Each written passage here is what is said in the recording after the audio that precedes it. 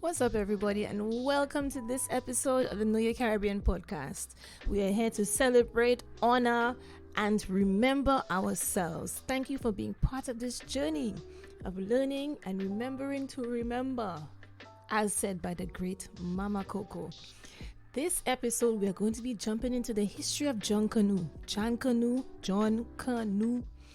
This is a festival that has been part of the Caribbean landscape, the Central American landscape, and the U.S. landscape for centuries.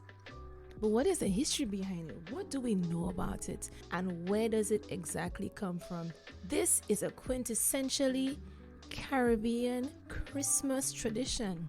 So we're going to kick off our Junkanoo Jam Sessions series with the history of Jamaican Junkanoo. In this series, we'll also be covering the history of Junkanoo in the Bahamas, in Central America, and in the USA.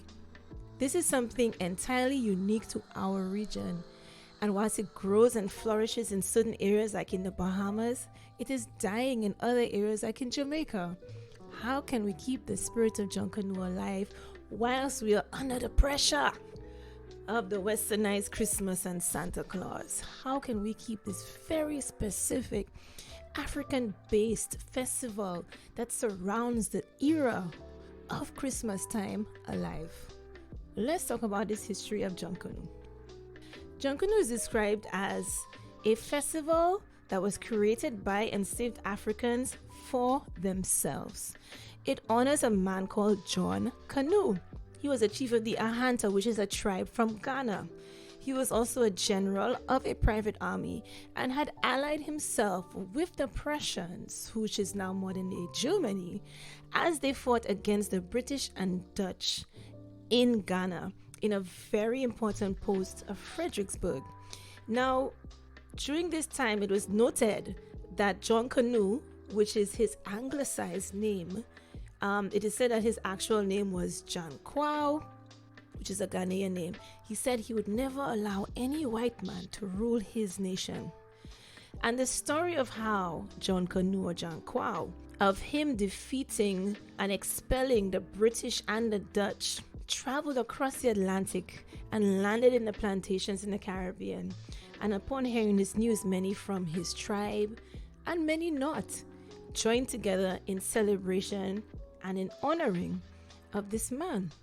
This story of African resistance spread across the Caribbean and implanting itself in places like the Bahamas, like Belize, like Nicaragua.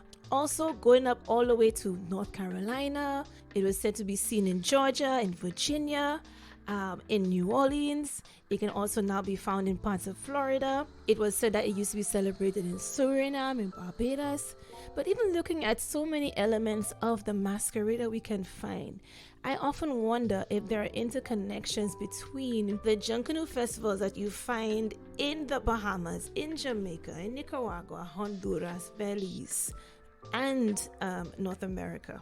And even the Christmas masquerade that you find in St. Lucia, because there are so many commonalities. But before we get into that, okay, let's go back to understanding like why we do what we do. Why does Junkanoo exist? And when actually did it start? One of the things that we have to look at is that, as we've discussed loads of times, the banning of the drum, the stifling or outright outlawing of enslaved Africans gathering together in groups, if it is to play music, sing, dance, honor, lime, jam, do whatever, was very much instilled into the laws across the Caribbean, be it in the Côte Noire, the French-controlled countries, or if it was in the different slave codes that were developed from since the 1600s in Barbados, which influenced the slave codes in Jamaica, the slave codes in the USA, especially when enslaved people were only allowed mainly to just go to church. That was pretty much the only gathering that they were legally allowed to venture into. But except on Christmas Day, sometimes Boxing Day, and New Year's. So it turns out that enslaved people in Jamaica in the 1700s used this time of Christmas to celebrate and honor Junkanoo, and creolizing the name and adding their own extra sauce, start calling it Junkanoo. right? So they used this time when they had the freedom to sing, to dance, to play their drums, do their own vibe, to celebrate and honor this African leader who was in the forefront of African resistance back home, who had actually won and defeated the Europeans. Also, many scholars have looked into Junkanoo and saying that it coincides with the New Yam Festival, which what Europeans in Ghana call Black Christmas.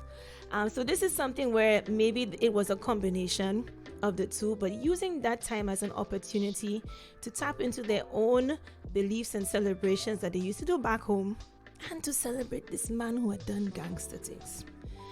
An essay that has been instrumental in helping me put together my research for this podcast episode is an essay by Kenneth Bilby, and the name of the essay is called Masking the Spirit in the Junkanoo Festivals of the Caribbean.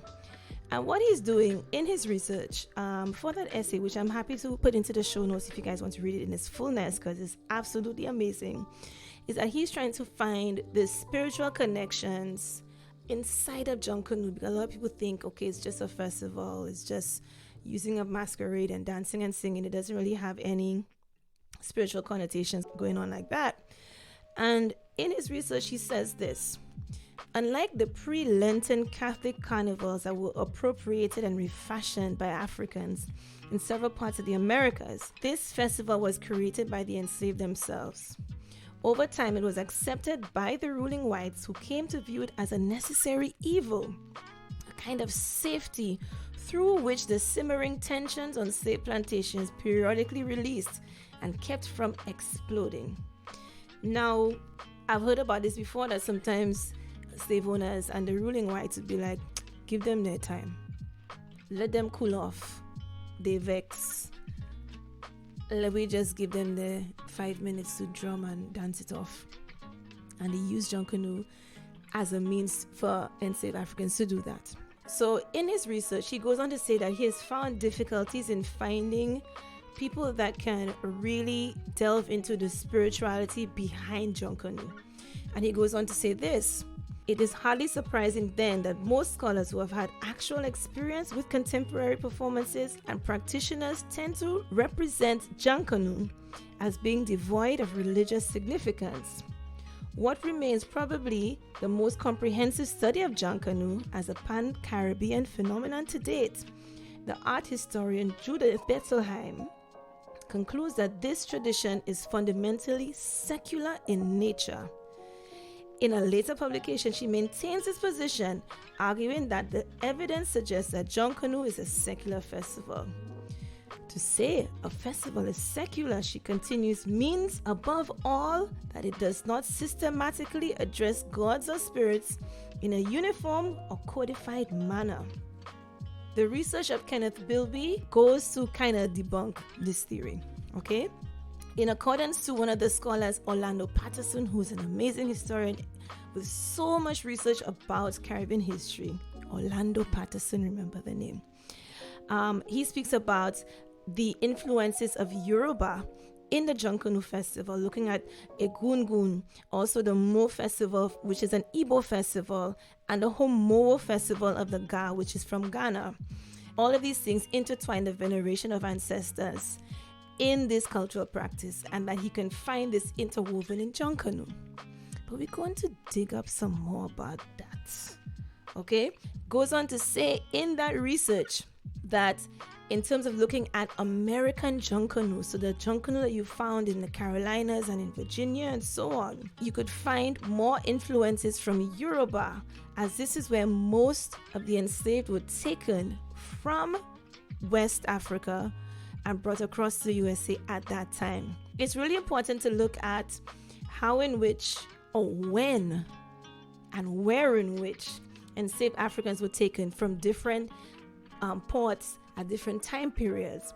So for example, there are certain times where Cuba got this huge influx of Lukumi people, Yoruba people, right? One of the first people that came across, enslaved people who came across to St. Lucia, were from Senegal, because the governor at the time had his link up in Senegal, right? So even looking at how, when you look at documentations of things popping up, it's important to look at the time period of when and where enslaved people came from at the time. Helps us to connect the dots. So before we move on, we're going to take a little musical break and we're going to jump into Junkanoo in Jamaica. And I believe that this is where the roots of Junkanoo has come from. But before we do that, let's have a little piece of Junkanoo music from Jamaica.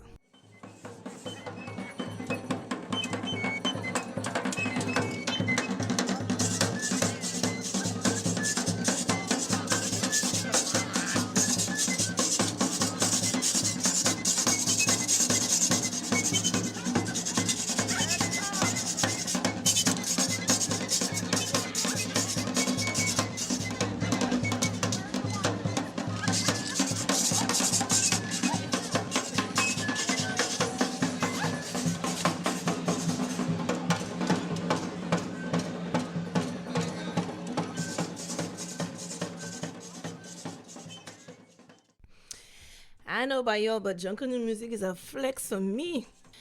Anywho, so let's jump into the history of Junkanoo in Jamaica. Now, Junkanoo is dying in Jamaica, but there are some pockets, I've been told, in St. Mary's and St. Elizabeth in Jamaica that have been keeping Junkanoo alive. My Jamaican posse, please let me know where you can find the best Junkanoo in Jamaica. Let's go back to 1774. So they have this idiot man, that's how I call him. Anytime I read his stuff, I just get vexed. But Edward Long, one of the fathers of racism in terms of comparing black people to monkeys and chimpanzees, he was this abhorrent racist. He was a slave owner in Jamaica. In the later 1700s, he wrote a book called The History of Jamaica in 1774, and there are 2 volumes. It's a tough read because the man is just ridiculously, he speaks about things about Africa when he's never even been there, right? But he had documented a lot of history about Jamaica. Now, as I do, I read things, I put on my Caribbean lens, I remove the white racist man lens, okay, when I'm reading some of this stuff. But he goes on to say this: in the towns during the Christmas holidays, they have several tall, robust fellows dressed up in grotesque habits and a pair of ox horns on their head, sprouting from the top of a horrid sort of visor or mask, which about the mouth is rendered very terrific with large boar tusks. The masquerader, carrying a wooden sword in his hand, is followed with numerous crowds of drunken women who refresh him frequently with a cup of aniseed water. That's interesting. I've never heard of that. Whilst he dances at every door, bellowing out, "Junkanoo!" with great vehemence. This dance is probably an honorable memorial of John Coney, a celebrated cabocero at Tres Puntas in Axim on the Guinea coast, which flourished about the year 1720. His dates are a bit off, but what he's talking about is Junkanoo and Axim on the Guinea coast. This is speaking about Ghana. What Edward Long is assuming here, in terms of the chants and so on, is them celebrating the victories of Junkanoo that happened in Ghana at that time. What Edward Long is talking about here is the falling of Fort Fredericksburg and how Junkanoo is now leading it, and the Europeans have had to leave, the British and the Dutch have had to leave, and the man is running the thing, right? So some of the Junkanoo characters in Jamaica have been associated with Ashanti warriors. When we're talking about with the sword in his hand, right? So saying the swordsman of the Ashanti is the horned-headed man, and the commander is the pichipachi. So the pichipachi is the one you see with the stripped fabrics layered on like a suit, which I think you'd find in St. Lucia. You'd find them, I find them in so many different versions and variations across the Caribbean, the stripped fabrics. So the commander became pichipachi, and Canoe himself was a househead. So a househead is the character that you'd see with a kind of colonial house on top of his head. So just looking at how this interlaying of Ashanti warriors, anti-colonialism within our masquerade. And when he says it's grotesque, I'm like, yeah, hell yeah, we will. Because we're not here to be pretty for European entertainment, right? So that was written in 1774. Let's fast forward 30 years later. About it's Christmas Eve, 1812, and there's this Moravian missionary, and his name is John Becker, and he's in Jamaica doing his work indoctrinating Christianity to the Jamaican population. And he writes, he's annoyed, and I love this quote so much. It brings me so much joy. Scarcely was our worship closed before the heathen Negroes on the estate began to beat their drums, to dance and to sing in the most outrageous manner. The noise lasted all night and prevented us from falling asleep.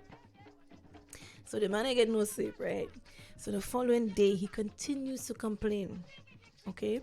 So apparently, the unsaved on this estate were dancing, singing, drumming, doing their thing all night, right?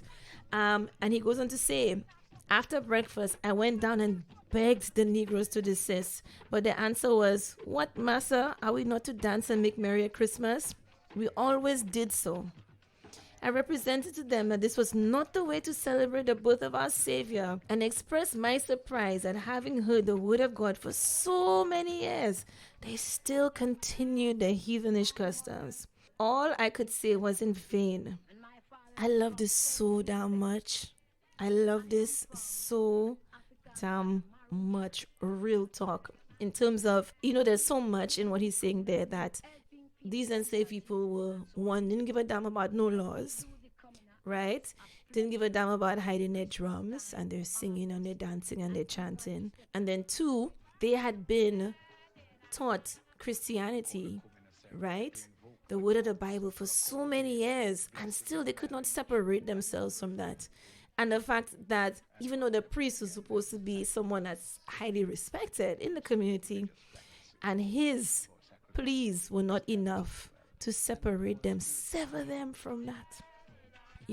I love that quote so much. These are little things that bring me joy when I'm doing my research. So one of the things, moving on, there's another account that from 6 years earlier, and looking at how Junkanoo had even developed even further from Edward Long's account. And it says here, written by Matthew Scott, who was in Kingston at the time. And he says, and as I looked towards the piazza, which was gaily lit up, I could see it was crowded with male and female Negroes in their holiday apparel, with their wholesome clear brown, black skins, not blue-black as they appear in our cold country, and beautiful white teeth and sparkling black eyes.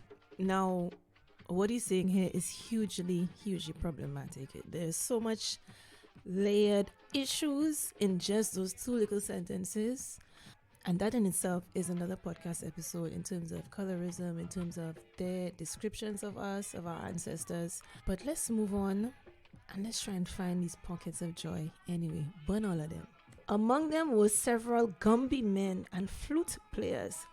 Well, Gumby, Gombe, all of that means the drum, right? So those who are using the African drum, Gumby men and flute players, and Junkanoos, as the Negro Jack pudding is called, the latter distinguishable by wearing false white faces and enormous shocks of horsehair fastened onto their woolly pates. Their character hovers between somewhere that of a harlequin and a clown as they dance about and thread through the Negro groups, quizzing the women and slapping the men. And at Christmas time, the Grand Negro Carnival, they don't confine their practical jokes to their own color, but take all manner of comical liberties with the whites equally with their fellow bondsmen. This day was the first of the Negro Carnival or Christmas holidays. And at the distance of 2 miles from Kingston, the sound of Negro drums and horns, the barbarous music and yelling of the different African tribes, and the more mellow singing of the set girls came off upon the breeze loud and strong.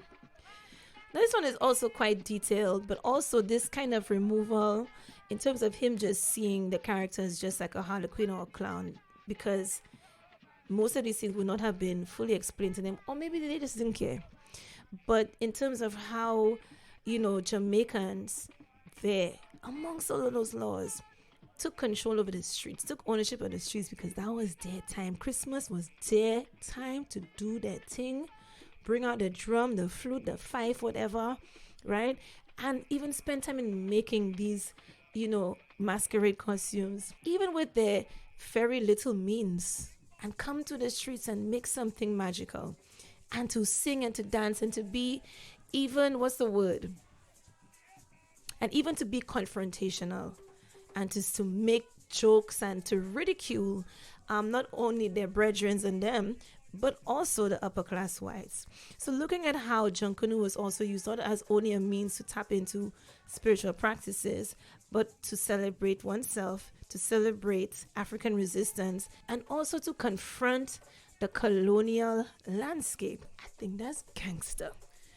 So we're going to go jump back into Kenneth Bilby's research, because this man went in, he traveled to so many different countries researching Junkanoo, and he went down to St. Elizabeth in Jamaica in a district of Coca.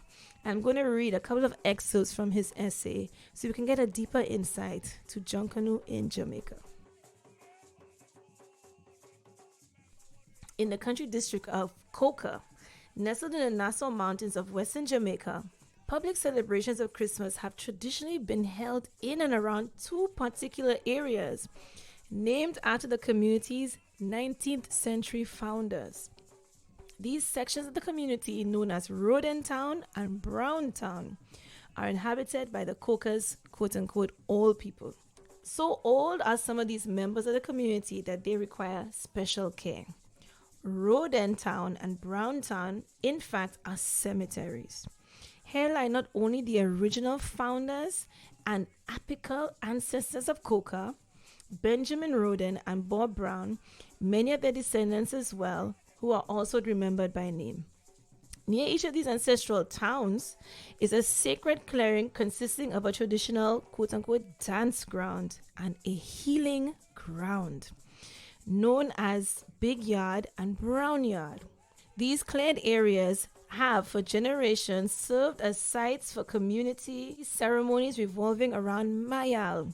So Mayal is an African religion that traveled across and landed in Jamaica. And we can find that's intertwined into modern day Jamaican revivalism that has elements of Christianity and Mayalism. I found loads of examples of references of Mayal being used by enslaved Africans, and it was also illegal in Jamaica. So, ceremonies involving Mayal, a term of unknown derivation referring to possession by spirits, including those departed ancestors. The ancestors of Coca, honored by their descendants, have on a whole shown the benevolence towards the living. Until recently, they have returned regularly in the bodies of living dancers known as the Mayal man or Mayal woman. So this whole ancestors coming back into the bodies of the living to sing, to dance, to be in commune with those who are alive. I think that's so beautiful. But let's go on. And in this form, they have used their knowledge of herbs and their special powers to tend to the needs of the living. You see, it gets even better. Healing spiritual afflictions and offering solutions to their other problems. Throughout the years, as the need arises, they have continued to be drawn into the cares and concerns of their living descendants by the rhythms of the Gumbe drum. So we remember that guy from 1806 says the Gumbe drum, right? And the special Mayal sing, which is a spirit-invoking song that they have taught them, and in this way have remained a part of daily life. Jeez! Sometimes I feel like I just need a moment to absorb these things, Goes on to say, in such a setting, how could the ancestors not be part of the major holiday to which the entire community looks forward to as every year draws to an end? After all, the single most important local celebration of the Christmas season, centering on the unveiling of the house headdress itself known as the Junkanoo, and the accompanying music and dance was passed on from these older people themselves. In addition to being Mayal specialists, Benjamin Roden and Bob Brown were also masters, quote-unquote, or builders of the Junkanoo headdress, and renowned Junkanoo dancers. They are revered as founders not only of the community of Coca, but of its Junkanoo tradition as well. Buried alongside them are several of the successors they taught, most of whom also once served as spirit mediums in the local tradition, who are remembered today as outstanding Junkanoo builders, dancers, drummers, and singers in their own right. The coca variant of Junkanoo performance differs conspicuously from the standard forms found elsewhere in Jamaica today. Okay, that's a very important point. A very important point, looking at even within, yes, Junkanoo in Jamaica is getting smaller and smaller every year, but how this specific variant of Junkanoo is specific or unique to this area of Jamaica only. So, as Kenneth Bilby's amazing essay, I told you all this essay was bad, right? Goes on to say that the coca version, for instance, has retained several characteristic features mentioned in the 18th and 19th century descriptions of Jamaican Junkanoo that appear in theirs. The coca version, for instance, has retained several characteristic features mentioned in 18th and 19th century depictions of Jamaican Junkanoo that appear to have been almost lost everywhere else, such as the square or rectangular gumbe drum played with the hands, the leading dancer who wears a house headdress, and the female singers who play a prominent role. But it also displays important similarities. For one thing, like the other varieties, it occurs in the context of the street parades or processions.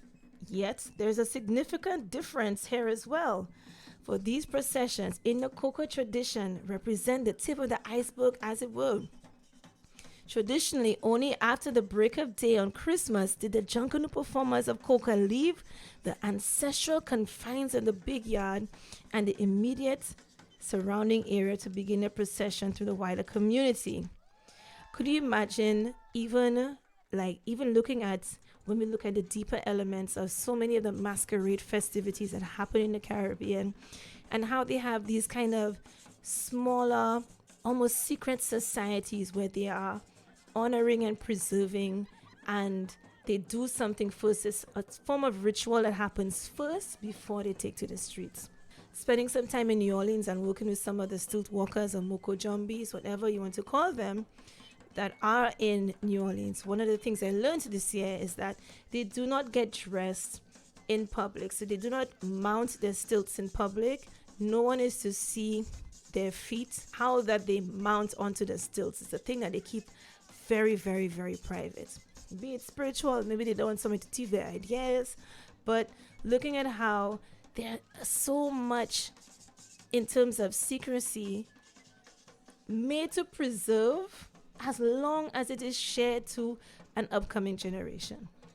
So it continues to say here, only after completing the circuit of their own community did they carry the festivities out to neighboring communities. And in his essay, he continues to say how these performers from the Coca district are entertaining the crowds and dancing and accepting donations. But this community of people outside of the district of Coca would not necessarily connect or have any knowledge to the spiritual aspect of the origins of Junkanoo because it's not passed down to them. He continues to say this, for those trained in the tradition, these deeper meanings are as clear as day, flowing as they do from the immediate life experience. Virtually every aspect of the Junkanoo tradition in Coca is permeated with explicit spiritual meanings, from the building of the house headdress to the songs, dancings, and offerings of food and rum to the ancestors on Christmas and New Year's Day.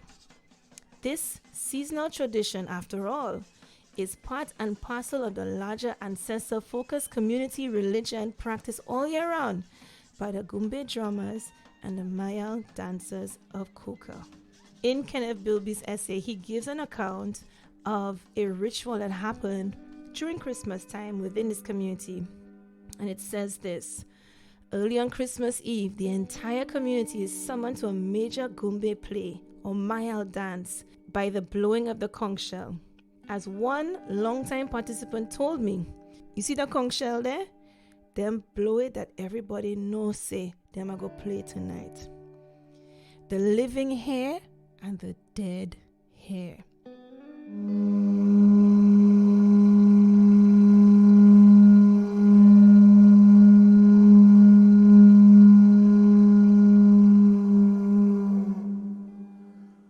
As the night wears on, the time for the Junkanoo headdress to turn out, quote unquote, to be unveiled and brought out for public display after weeks of concealment in a specially constructed shack guarded over by the watchful spirits of the ancestors.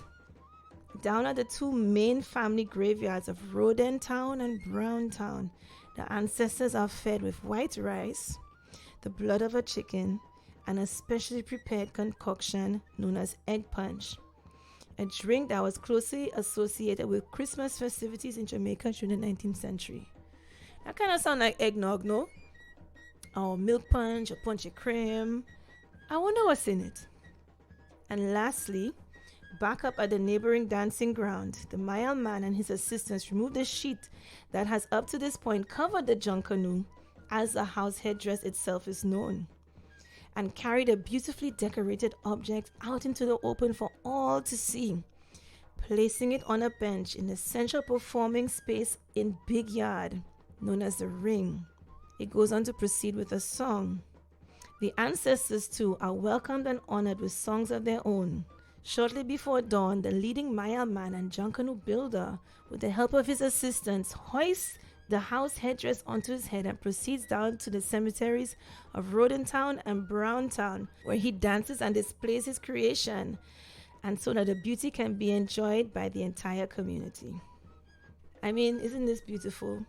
It's like, in terms of just the secrecy behind it, the building of something so intricate and stunning, going to this literal ancestral ground and making an offering and honoring to them, to those who created it, and how it's handed down from generation to generation. And before they go on the road and celebrate and sing with the rest of the other communities, they have to honor the ancestors first, right? So Kenneth Bilby's essay goes on to say, after daybreak, the crowd moves out onto the road, marching along with the musicians and leading Junkanoo dancer through the different sections of the community while singing yet other songs.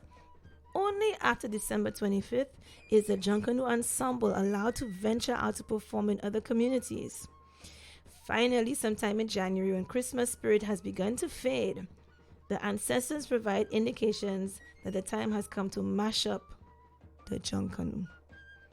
The last Gombe play is called, and the master of the Junkanoo, the Mile Man who built it, places the headdress on his head, carries it down to Roden Town and Brown Town, where he performs a final dance for the ancestors. Before daylight, the spirits of the ancestors enter the bodies of younger dancers, who then tear the headdress to pieces, thus bringing the annual cycle to its proper end. Thoughts of the Junkanoo need not occupy the community's attention again until the next Christmas season approaches it. This, does it not just keep getting better and better and more powerful? And just the importance of how the fact that the Junkanoo headdresses are not saved. So how it is that we need the elders to pass on that knowledge every single year. And if it is not passed on, it is literally just going to die, just mash up and die, right? So lastly, in Kenneth's research about Jamaica, I wanted to add that he says, as I was later to find out, Coca is not the only place in Jamaica where ancestors regularly take part in the Christmas celebrations of the living, or have done so within living memory. I know of at least 3 different rural communities in other parts of St. Elizabeth and in the neighboring parish of Manchester, where related Junkanoo traditions tied ancestral mile rites and family burial grounds, and have either survived in attenuated form or are clearly remembered by older people. Yet in another parish, St. Catherine, very similar and still vibrant rites for community ancestors take place in the context of the local Buru Festival, a Christmas masquerade historically related to Junkanoo, which today in this particular community still features African-derived drumming, dancing, singing, offerings of food and rum to the old Sumadi, or the old people, and non-stop parading from dawn till dusk on routes carefully chosen by some of the same ancestors. So you are literally walking the path of your ancestors in celebration together. And it's just the more you know, right? Nor am I the only researcher to have encountered Christmas festivities in Jamaica in which unambiguously spiritual gestures and meanings, clear expressions of African religiosity, remain alive. At least one other writer, Honor Ford Smith, mentions the existence of similar rituals on the other side of the island in St. Thomas. Now, what I know, St. Thomas, they have Dinky Mini, and a lot of elements of Maya can still be found in St. Thomas. St. Thomas is another very powerful parish in Jamaica. But it says where Junkanoo performers still pay homage to their ancestors by dashing white rum onto the graves of their ancestors. Man, this is a lot, right? This is a lot. Definitely so much to digest, and this brings us to the close of part 1 of our Junkanoo Jam Sessions. There is so much to talk about, from Junkanoo in the Bahamas, Junkanoo in Belize, Honduras, Nicaragua, and also in the southern USA. There's so many aspects of Junkanoo that we have to go through in order for us to have a complete and concise understanding of this African festival that has reached so many corners of our region, but is dying in some places and flourishing in others. How can we keep this culture going? So I hope for this festive season you drop a little white rum for the ancestors who were celebrating African anti-colonial resistance in the motherland, celebrating how our ancestors were only allowed to celebrate and be themselves only at Christmas time, and how they use that time to tap into their African spiritual practices, their African cultural practices, in terms of reclaiming space, entering white spaces, tapping into their culture, and doing so unapologetically. Junkanoo is joyous, Junkanoo is empowering, Junkanoo is ancestral legacy. So yeah, man, we can have Santa Claus and all of them things, but then we have Junkanoo too. See you in the next episode, where we continue with our Junkanoo Jam Sessions.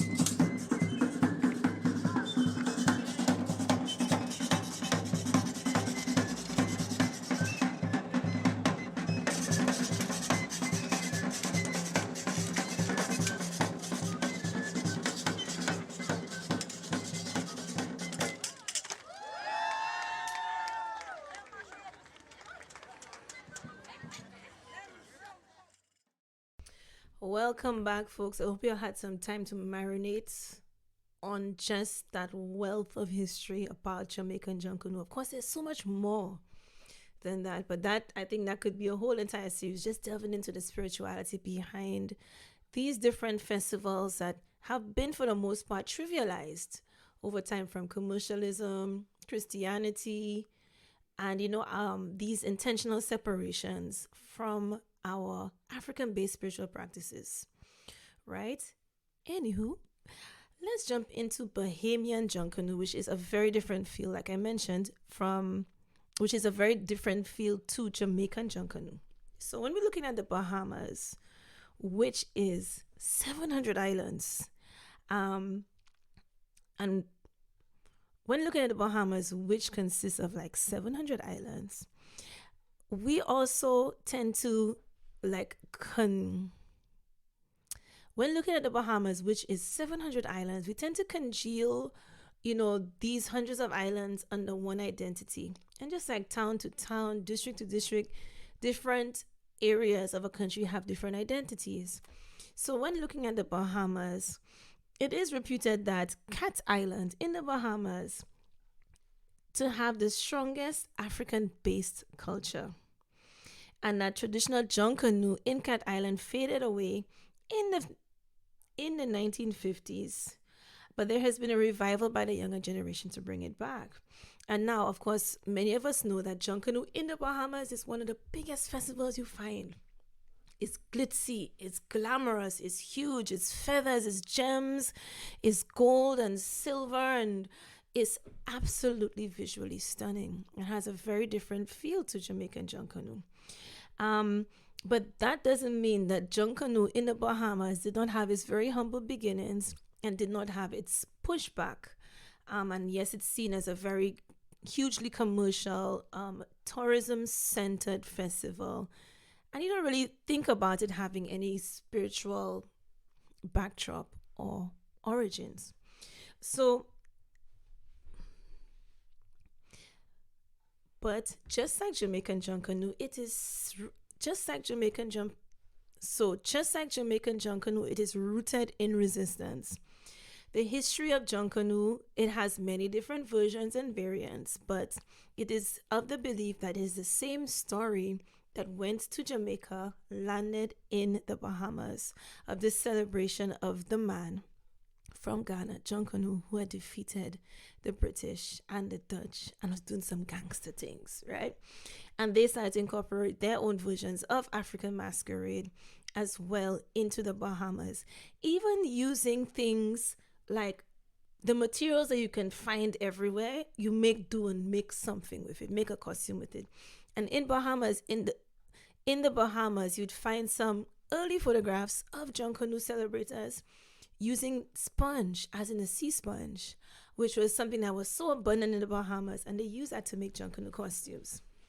So I am just going to read. So the earliest record of Junkanoo occurring in the Bahamas, recorded, is 1801. But it did receive a lot of pushback because, of course, the colonial people, because, of course, the colonial lawmakers, plantation owners, and so on, did not like to see gatherings of enslaved Africans in doing something which was seen as very heathenish, anti-Christian, and so on.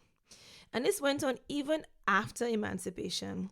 So, for example, So yes, this went on even after emancipation.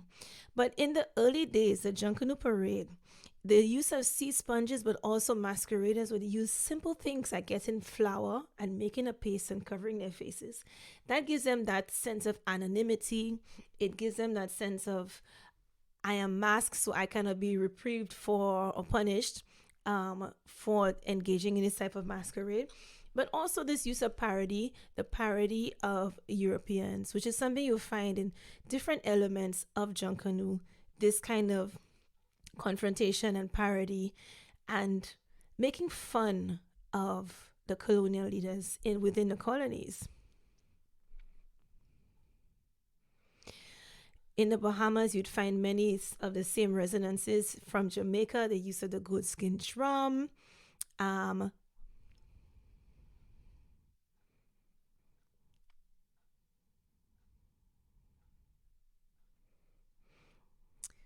later on they replaced the and later And later on, they replaced the flour paste with a wire mask, and later on, they replaced the flour paste with a wire mask, which is something you can find in other parts, right?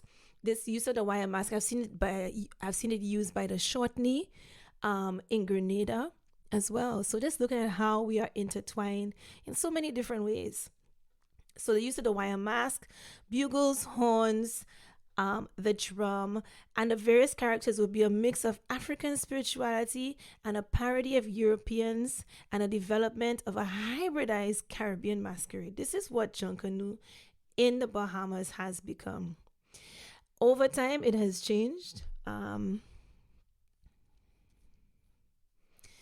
There is a photograph of a Junkanoo masquerader from 1935, and the caption says he danced for coppers to fill the money pouch hanging from his wrist. So, looking at how the engagement of masqueraders and receiving donations as well, which is something you also saw in Jamaica.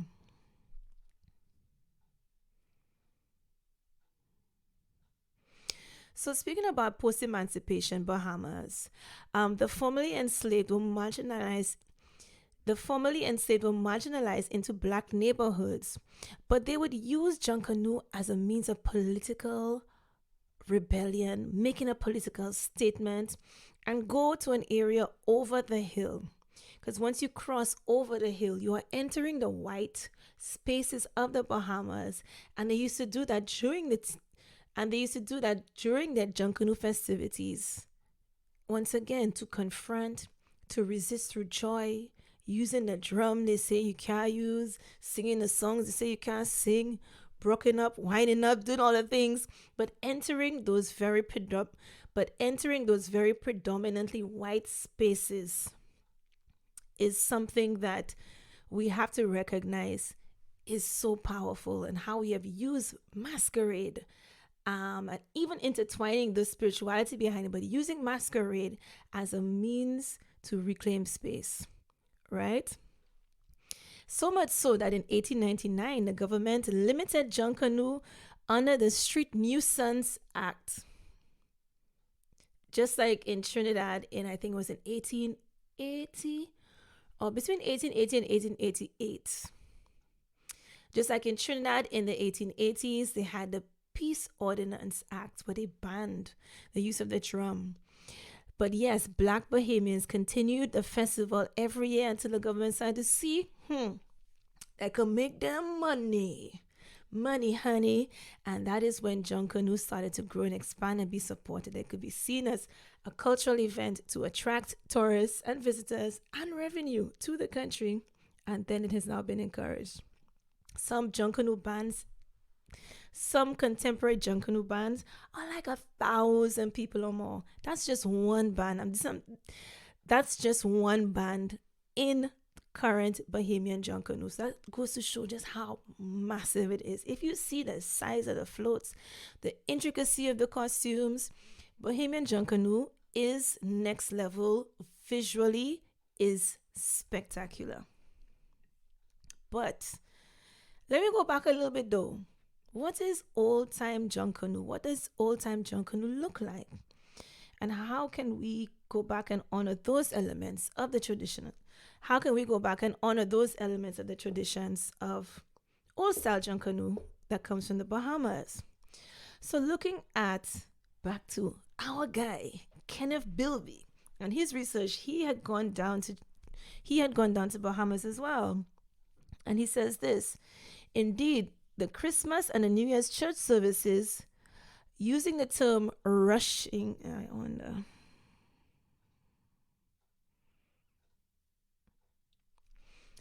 So, whilst in the Bahamas, he had interviewed several elder Bahamians.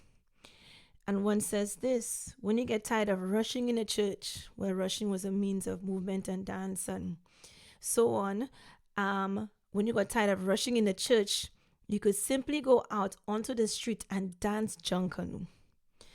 Another former practitioner of both traditions, meaning church and Junkanoo, because sometimes it was seen as they could not coexist, Even in 1994, there are many Christian groups that were even in 1994, there are Christian groups that are petitioning against Junkanoo continuing in the Bahamas. But one former practitioner of both traditions describes this overlap as she experienced it in the community of Orange Creek. Before time, Christmas time, you go to church like 10 o'clock at night. Then you march from 12 o'clock till high sun the next morning. Till high sun.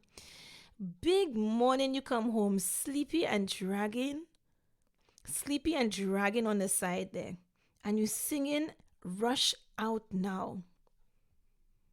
And you singing Rush Out Now. They'd rush. And you see Christmas? When you come out Christmas morning out of the church, you rush right into the Junkanoo. You go right into the Junkanoo. You're drumming out there, beating. Faithful must join them. The Junkanoo performers were waiting for you to come out of the church.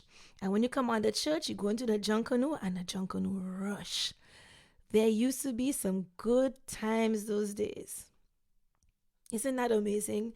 Especially like how church, even though Caribbean church is a bit different, but how in terms of praying to God and all of that, you had to be very humble and so on. And the fact that the Junkanoo performers are waiting for you outside the church, it's like they're pulling you. So even when the church is saying, nah, don't do this, you can't be part of that you are still pulled. To me, in my humble opinion, spiritually, that spiritual connection, you could not be severed from that. So in the essay, it goes on to say, at another point, the same individual elaborated on the seamless movement of joint participants between the inside and outside context. So the inside of the church and outside of the church. You hear what I tell you? The Junkanoo, when the Christmas, as morning gets on the eve of breaking, the Junkanoos who are leading up the Junkanoo, they're gearing up for just how the church come out. Yeah, they're gearing up for just how the church out. They join with the Junkanoo, Some of them Junkanoo leaders was in church before. They go out in time to get ready for that Junkanoo.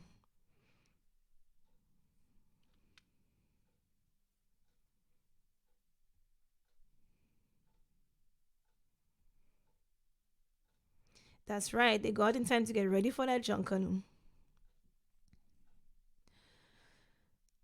Well, they go. Some of them get the drums heated, get ready for that Junkanoo, get dressed up, white up the skin with powder and stuff. This was a quote from one of the elders from Cat Island in the Bahamas, speaking about their experience between church and Junkanoo in the Bahamas. The boundaries between secular and sacred appear to have been particularly frangible during the rolling out of the old year, as it was called, and the passage into the new, a liminal time of heightened spiritual sensitivity. The watch night services of New Year's Eve. The services of the services of New Year's Eve, with rushing and prayer that continued throughout the night and into the following morning, were held for the express purpose of pushing out the old year, which is a lot of us do that. We do midnight mass and them kind of things in church, right? Again, as participants referred to it, and ushering the community safely into the new year, thus completing and rebirthing the annual cycle of ritual observances that mirror the sacred cycle of life and death itself. But just before midnight, inside the church, the celebrants would go around shaking each other's hands and singing a spiritual song.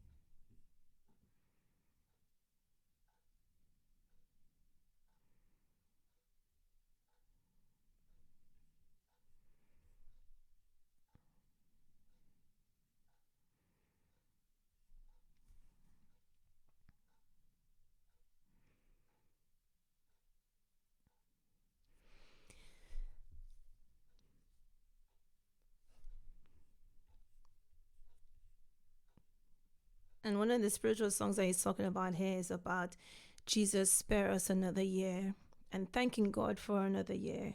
And that in terms of Jesus' love for their children. And then going outside and hearing different chants by the Junkanoo must have been such a duality as well. So he says here, in the community of Dumfries, for instance, children until relatively recently, which is about 1930s or 40s, because as you're saying, Junkanoo had died out by the 1950s and then had its recent resurgence over the past few decades. But they would annually take to the streets shortly after Christmas to join in play processions mimicking the more serious Junkanoo masquerading that they had seen adults perform during the holiday season. The masks fashioned by these children from cardboard with large holes for eyes resembled human skulls. While imitating the performances of the elders, they sang songs such as the following: Spirit walking on wire, Juk he foot in the fire. I need to marinate on that. Spirit walking on wire, Juk he foot on the fire. And I think it's almost talking about, I don't know, navigating yourself on this very thin wire and getting choked by the fire, which is, I guess, the flames of hell or being punished. Very, very interesting. And I wonder if that comes from African-centered belief systems or Christianity or a mixture of the two. Very, very interesting. It says to the north in Orange Creek, instead of donning actual masks, the Junkanoo revelers would sometimes coat their faces with white powder, a widespread practice in Central and West Africa, as well as the Maroons people of Suriname. And this is something I've also seen as well in some of the rebellions. This is something I've seen as well, especially during precursors to rebellions that happened in North America, that have happened in Jamaica, that have happened in Suriname, also in the Virgin Islands, the use of the white powder as a means of empowerment, which is something that I found coming in from Ghana, something called adurupa, which is a white powder which was supposed to bring forth the power of your ancestors onto you, and also to make you impervious to any bullet, gunshot, lashing, whatever. But it was used, they covered themselves in this powder before engaging in some form of resistance. So, is it that they use the flower to mimic whites, make themselves anonymous, or connect to that African spiritual element of making you impervious through this use of the white powder? Because the white powder wasn't just flour, it was clay intermixed with so many other different things, herbs, which were kept secret, right? So this is a very interesting point. Why did we use the white powder? In Junkanoo now, you don't really see the use of the white powder. You more see, in Junkanoo, you more see now the wire mesh masks, which is supposed to mimic, ridicule the European colonial forces. So maybe they are separate things that have been made to be congealed together in the assumption that they all mean the same thing, right? But I thought it was quite cool. So looking at Bahamas and the fact that the spirit of Junkanoo in the Bahamas is also rooted in resistance in terms of reclamation of space, going over the hill, even just like how that Moravian minister in Jamaica was so frustrated with the enslaved on the plantation in 1812. And then, okay, how many miles away in the Bahamas, decades later, right? Over 100+ years later, how, the descendants of enslaved people in the Bahamas who are there up in the church singing Jesus Loves still could not sever themselves from the Junkanoo, right? I think that's something so powerful. And I'm going to leave it right there. Right there. Episode done. Of course, definitely need a part two because when we get into American Junkanoo and then Belizean, Nicaraguan, Honduran, Junkanoo with the Garifuna people. That's a whole next thing we're going into. But just the power in our masquerade, let we not trivialize it. Let we honor it. And you know what? We can have Santa Claus and all of that too, but let we have Junkanoo.